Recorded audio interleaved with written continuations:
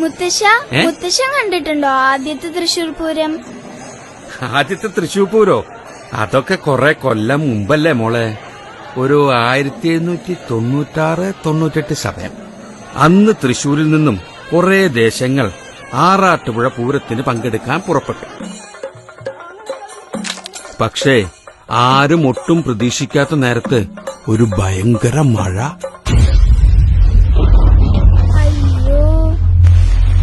മഴ കാരണം നമ്മുടെ തൃശൂർ ദേശക്കാർക്കാണെങ്കിലോ ആറാട്ടുപുഴയിലേക്ക് സമയത്തിന് എത്താനും പറ്റിയില്ല.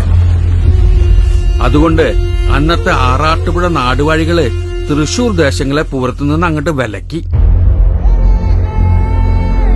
ഒരുപാട് ആശിച്ചു പോയ പൂരത്തിന് പങ്കെടുക്കാൻ പറ്റാത്ത വിഷമം തൃശൂർക്കാർ ഓടി വന്ന് പറഞ്ഞത് അന്നത്തെ കൊച്ചി രാജാവായിരുന്ന രാമവർമ്മ കുഞ്ഞിപ്പിള്ള തമ്പുരാനോടായിരുന്നു.